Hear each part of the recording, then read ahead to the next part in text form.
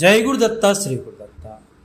ఆయన వృత్తిరీత్యా chartered accountant, ప్రవృత్తిరీత్యా తొలత నాటక రచయితగా, ఆ పిదప సినీ రచయితగా తెలుగు నాటక రంగంలో సంచలనం సృష్టించారు.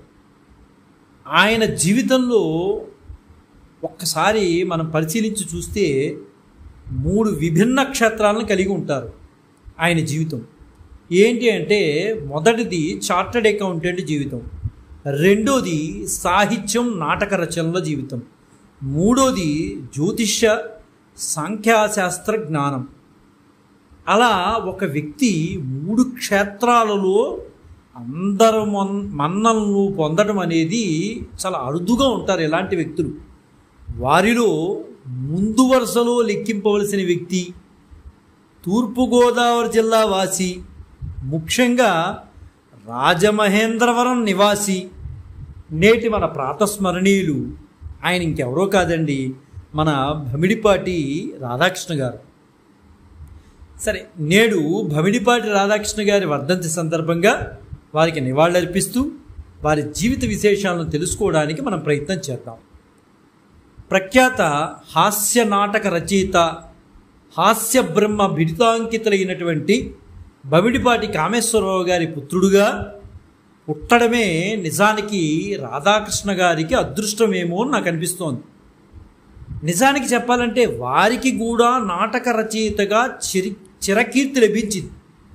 తండ్రి గారికి ఏ విధంగా అయితే చిరకీర్తి లభించిందో రాధాకృష్ణ గారికి కూడా చిరకీర్తి లభించింది నాటక రచయితగా. తండ్రి గారి నుంచి నాటక రచనను వారసత్వ సంపదగా పుణికిపుచ్చుకుని నాటక రచనలో తండ్రికి తగ్గ తనయుడయ్యారు మన రాధాకృష్ణ గారు. తనదైన ఒరవడితో రాణించారు రాధాకృష్ణ గారు.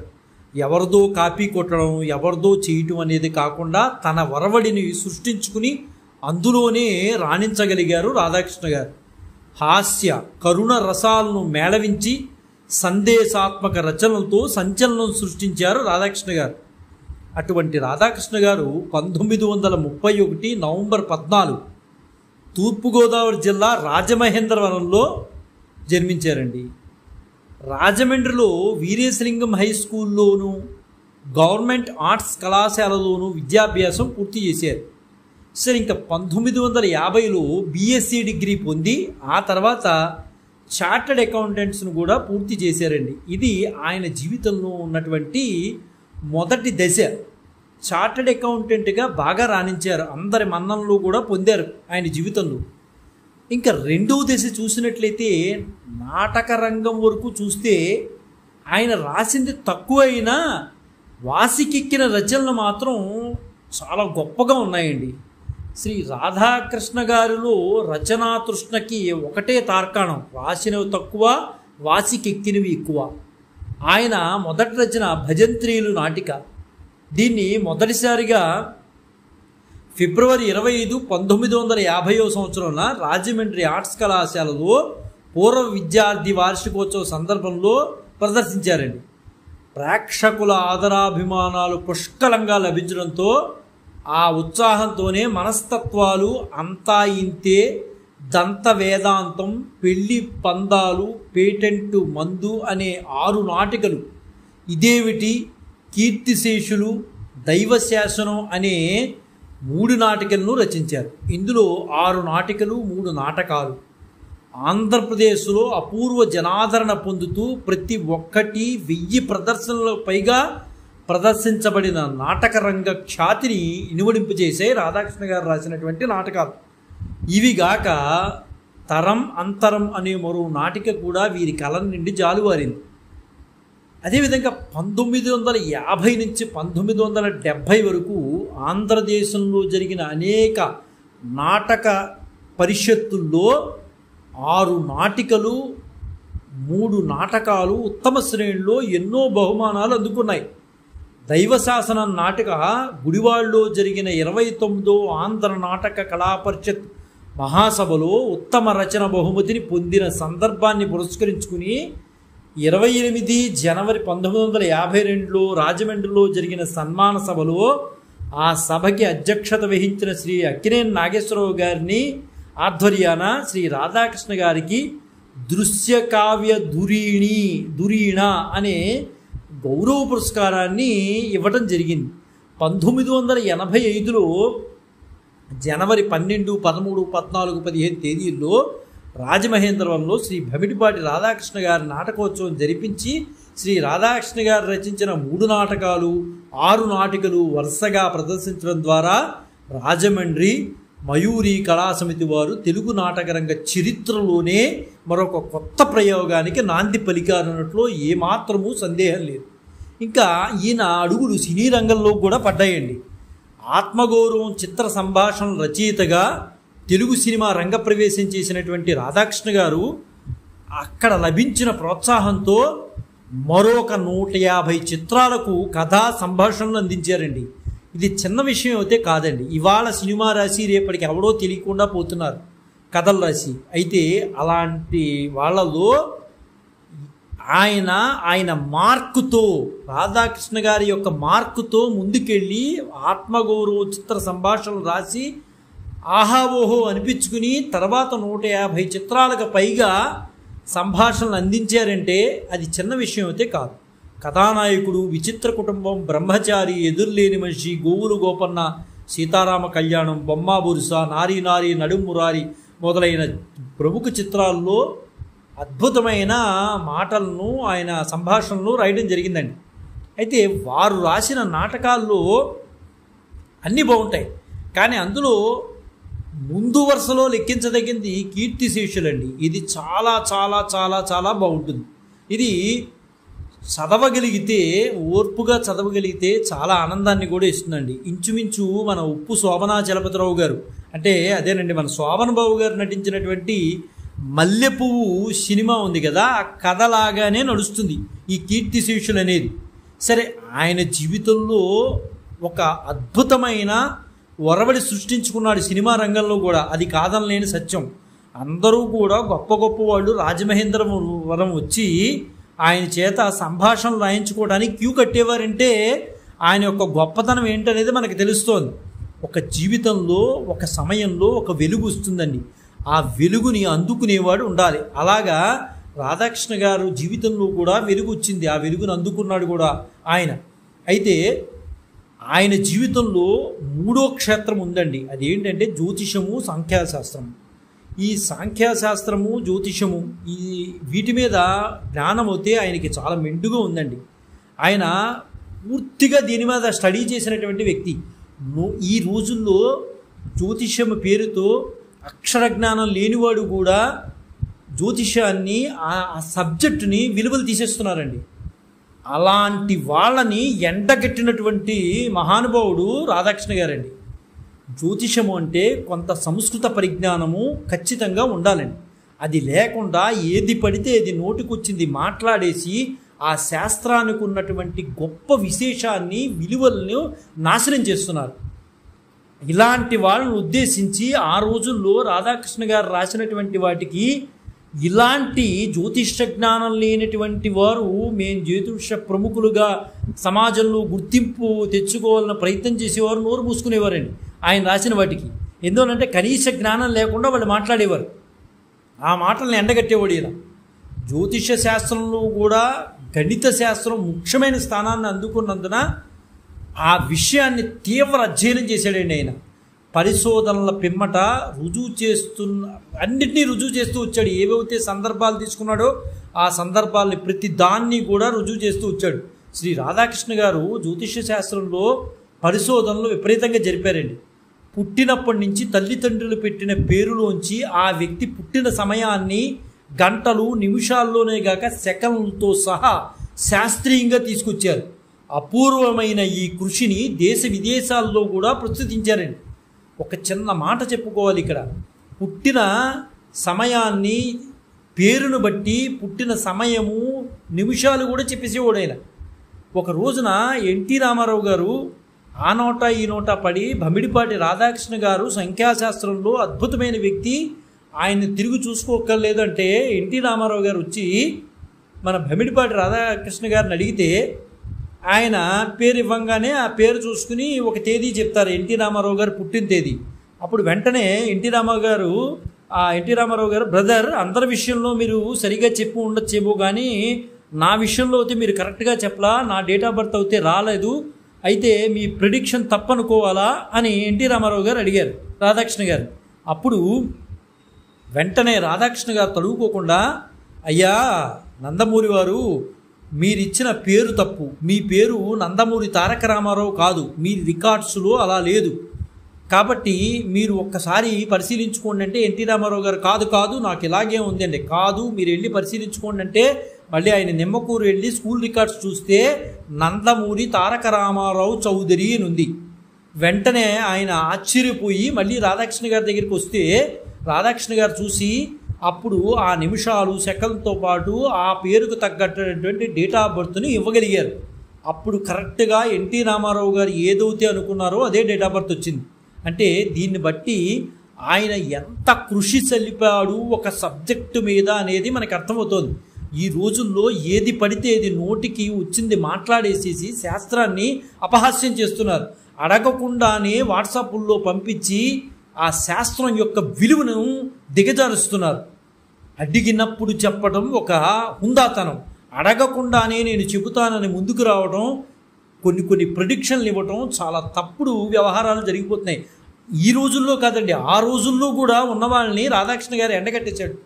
జ్యోతిష శాస్త్రంలో పూర్వం నుంచి ఉన్న ఆ శాస్త్ర గ్రంథాలైన సారావళి, బృహజ్జాతకం, పరాశర గ్రంథం, జాతక మార్తాండం, జాతక సర్వస్వం, జాతక చంద్రిక, కేరళీయం ఇత్యాది గ్రంథాల్లో నిర్దిష్ట అంశంపై పరస్పర విరుద్ధమైన ఫలితాలు పేర్కొనడం శ్రీ రాధాకృష్ణ గారు గమనించారు. ఒకదానికి ఒకటి పొంతం లేకపోవడం రాధాకృష్ణ గారు గమనించారు. అనంతరం వాస్తవిక దృక్పథంతో ఈ శాస్త్ర గ్రంథాలను నిగ్గు తేల్చేందుకు 40 ఏళ్ల పైబడిన వారికి చెందిన 2600 జాతకాలు, 72 మంది కవలల జాతకాలు సేకరించి పై గ్రంథాలు మరియు తన పరిశోధనల ప్రకారంగా అధ్యయనం చేసి నిర్దిష్ట ఫలితాలను చెబుతూ విశ్వసనీయమైన ప్రమాణాలను 100% చేరువుగా జ్యోతిష శాస్త్రాన్ని తీసుకెళ్లినటువంటి అద్భుతమైన వ్యక్తి భమిడిపాటి రాధాకృష్ణ గారు. ఒక శాస్త్రంలో చెప్పింది ఒక గ్రంథంలో చెప్పింది ఇంకో గ్రంథంలో సరిగా ఉండకపోవడం వల్ల ఆ నిర్దిష్టతను చూపించడం కోసమని రాధాకృష్ణ గారు ఎంతో ప్రయత్నం చేశారు. ఇది అపూర్వం అండి, ఆయనకే సాధ్యము అనే మాట కూడా మనం అనుకోవచ్చు. కాలచక్రంతో పాటు గ్రహగతులను, జ్యోతిష్శాస్త్రాన్ని కూలంకషంగా అధ్యయనం చేసి అక్షరాలను, సంఖ్యలకు బ్రహ్మముడులు వేస్తూ ఒక వ్యక్తి పేరులోంచి వారు పుట్టిన సమయాన్ని వెలికి తీసేందుకు తెలుగు భాషలోని 24,09,428 గుణింతాలతో కూడిన ఒక నిర్దిష్ట సూత్రాన్ని రూపొందించి దాని ఆధారంగా జాతకాలను అధ్యయనం చేస్తూ జ్యోతిష శాస్త్రంలో ఒక వినూత్న ధోరణి ప్రవేశపెట్టి ఆ శాస్త్రం యొక్క విలువలను ప్రపంచానికి అందిస్తూ ఎందరికో భవిష్యత్ మార్గదర్శకం చేసినటువంటి వారు మన ఆంధ్రుడు, పైగా తూర్పుగోదావరి జిల్లా వాసి, రాజమహేంద్రవరం నివాసి. నిజంగా ఇది మనకి గర్వకారణం అండి.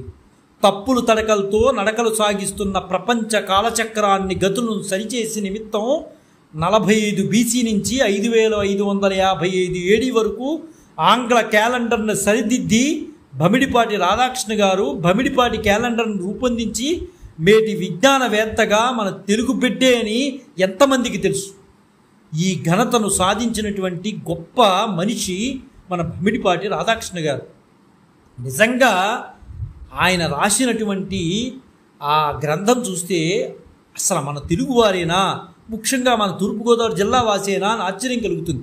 సూర్యుని చుట్టూ భూమి చేసే భ్రమణానికి పట్టే సమయం 365.25 రోజులని లేదా 365.2425 రోజులంటూ ప్రపంచం ఇప్పటి వరకు నమ్ముతున్న సూత్రాన్ని తిరగరాసి ఈ భ్రమణానికి 365.2422 రోజులు పడుతుందంటూ గణిత సూత్రాల ఆధారంగా నిరూపించి నిర్ధారించిన మహాశాస్త్రవేత్త. అసలు శాటిలైట్స్ కూడా ఏ విధంగా వెళతాయో చెప్పగలిగేటటువంటి జ్యోతిష విజ్ఞాని, సాటిలేని మేటి అనిపించుకున్నటువంటి జ్యోతిష శాస్త్ర ఘనాపాటి మన భమిడిపాటి రాధాకృష్ణ గారిని ఖచ్చితంగా గర్వంగా మనం మాట్లాడుకోవచ్చండి. శ్రీ రాధాకృష్ణ గారికి గణితం అన్నా చాలా మక్కువ అండి. ఆ శాస్త్ర పరిశోధనలన్నా చాలా మక్కువ ఎక్కువ. ఆ ఉత్సాహంతోనే ఆయన ఇవన్నీ కూడా రూపొందించారని మాత్రం మనకి అనిపిస్తోంది. అయితే భమిడిపాటి క్యాలెండర్ను ఆంగ్ల పుస్తక రూపంలో కూడా ప్రచురించారండి. జపాన్ మరియు లండన్ వంటి విదేశాల్లో ఈ క్యాలెండర్ విడుదలై విక్రయించబడి సంచలనం సృష్టించింది.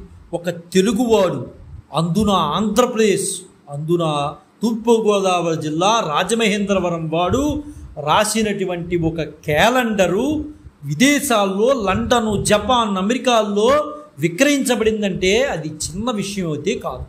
ప్రపంచంలో ఇటువంటి ప్రయత్నం ఇదే తొలిసారి కాగా వీరు అపూర్వ కృషి అసామాన్యం అండి. విమర్శకులు కూడా ఆయన విమర్శకులు సైతం కూడా ఆ మన్ననలు పొందింది ఆ గ్రంథం. నిజంగా చెప్పాలంటే అది ఆంధ్రులకి గర్వకారణం అండి. జ్యోతిష శాస్త్రంలో కూడా గణిత శాస్త్రం ముఖ్య స్థానాన్ని అందుకున్నందు విషయాన్ని తీవ్ర అధ్యయనము ఆయన చేశాడండి. శ్రీ రాధాకృష్ణ గారు జ్యోతిష శాస్త్రంలో విపరీతమైన పరిశోధనలు చేశాడు. ఆ నిమిషాలు సెకలతో సహా చెప్పేసేవాడు. అంత అపూర్వమైన జ్ఞానం భగవంతుడు వారికి ఇచ్చారు.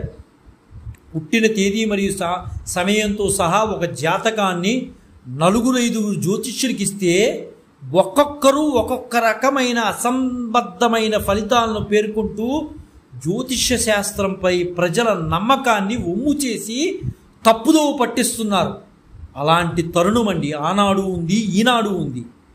ఒక్క date of birth, time of birth, place of birth ఇచ్చినప్పుడు ఆ ప్రిడిక్షన్ ఎవరు చెప్పినా శాస్త్రాన్ని నమ్ముకుని శాస్త్ర పరిజ్ఞానం ఉన్నవాడు చెబితే అందరూ చెప్పినవి ఒకటే అవ్వాలి. మరి తేడాలు ఎందుకు వస్తున్నాయి అంటే నోటికి వచ్చినవి ఏది పడితే అది మాట్లాడితే అది శాస్త్రజ్ఞానం అవుతుంది, మన జ్ఞానం అవుతుంది, మన అజ్ఞానం అవుతుంది.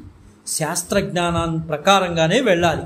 ఈ నేపథ్యంలో పలువురు జ్యోతిష్య పంచాంగ పండితుల బండారం బయటపెట్టి తద్వారా శాస్త్రం కల్పితం కాదని భాషా, వ్యాకరణ, ఖగోళ, గణిత సూత్రాలతో అనుసంధానమై నిర్దిష్ట ఫలితాలను నిక్కచ్చిగా అందిస్తుందని ఆయన నిరూపించి చూపించినటువంటి విజ్ఞాన ఘని మన భమిడిపాటి రాధాకృష్ణ గారండి. ఏది పడితే అది నోటుకొచ్చింది మాట్లాడకూడదు. ఇది భాషా వ్యాకరణంతో సంబంధం, ఖగోళ శాస్త్రానికి సంబంధించి, గణిత శాస్త్రానికి సంబంధించి ఏమీ చదువు లేనివాడు జ్యోతిషాన్ని అడ్డుపెట్టుకుని ఏది పడితే అది మాట్లాడద్దు, నీకు గణిత శాస్త్రంలో కనీసం నీకు బగహారం కూడా రానివాడివి జ్యోతిష్ శాస్త్రంలో ఎలా మాట్లాడగలుగుతున్నావు అని ఎండగట్టాడండి. కొంతమంది పండితుల్ని, జ్యోతిష్యాన్ని పేరు చెప్పుకున్నటువంటి మోసం చేస్తున్నటువంటి కొంతమంది జ్యోతిష్య జ్ఞానులుగా చెప్పుకునేటటువంటి వాడిని రాధాకృష్ణ గారు నిలబెట్టి ఎండగట్టాడు. అంత గొప్ప వ్యక్తి అండి. దేనికి భయపడేవాడు కాదు, నిక్కచ్చిగా మాట్లాడేవాడు. అంత శాస్త్ర పరిజ్ఞానం, గణిత శాస్త్రం పట్ల అంత పట్టుంది కాబట్టి, ఖగోళ శాస్త్రం పట్ల అంత పట్టుంది కాబట్టి ఆయన చెప్పగలిగాడు. ఆయన వ్యక్తిత్వం అలాంటిదండి. ఏది కూడా రాజీ పడేటటువంటి వ్యక్తిత్వం అయితే కాదండి. ఆయన ఎన్నెన్నో పురస్కారాలు అందుకున్నాడు. నాటక శ్రీరంగాలకు తాను అందించిన విశిష్ట రచనలకు ఫలంగా రేలంగి ఆర్ట్స్ అకాడమీ వారు, చాట్ల శ్రీరాములు థియేటర్ ట్రస్ట్ వారు, తెలుగు విశ్వవిద్యాలయం వంటి ఎన్నో ఎన్నో ఎన్నో వంటి వాటి నుంచి అత్యుత్తమమైన గౌరవాలను శ్రీ రాధాకృష్ణ గారు అందుకున్నారు. అలాగే రాష్ట్ర స్థాయిలో ఉత్తమ హాస్య రచయితగా మాజీ ముఖ్యమంత్రి ఎన్టీ రామారావు నుంచి పురస్కారం అందుకున్నారు. శ్రీ రాధాకృష్ణ గారికి రాష్ట్ర ప్రజలు విశాఖలో కనకాభిషేకం చేశారు. ఆయన నాటకాలు చాలా అద్భుతంగా రాసేవారండి. అందులో కీర్తిశేషులు అందరూ చదవదగినటువంటి విషయం అండి. చాలా చక్కగా ఒక రచయిత ఎంత బాధపడతాడు అనే విషయాన్ని చాలా సుస్పష్టంగా చెప్పినటువంటి మహోన్నతుడు రాధాకృష్ణ గారండి. అయితే రాధాకృష్ణ గారు ఎంత గొప్పవాడంటే తన మరణాన్ని ముందుగానే ఊహించి అన్యాపదేశంగా సెప్టెంబర్ 4వ తేదీన గంట కొట్టేస్తానని ముందుగానే తన డైరీలో రాసుకున్నారు రాధాకృష్ణ గారు. ఆయన రాతలు నిజంగా చెప్పాలంటే నుదుటి మీద గీతలే, కానీ అది ఎవ్వరూ కూడా ముందుగా ఊహించలేకపోయారు. అది నిజమా అబద్ధమా అనుకున్నారు.